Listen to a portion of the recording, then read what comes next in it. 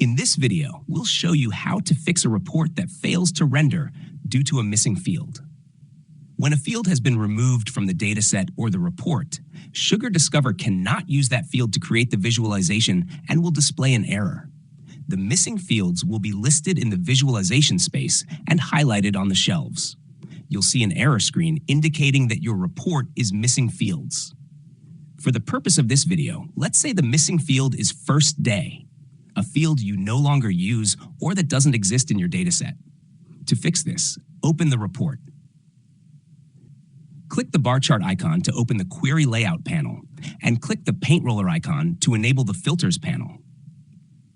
Looking at the Query Layout and Filters, you'll see that the missing field only appears on the slicer shelf. If the missing field is used only in the slicer and not in the Filters panel, you can safely click Remove All Missing Fields. Alternatively, you can right-click the field and choose Remove. Be sure to reopen the Filters panel by clicking the Paint Roller icon again and double-check whether the field you removed is used as a filter. If it is, your report may no longer be filtered as expected. Once you've removed the missing field, click Apply Changes and then Save.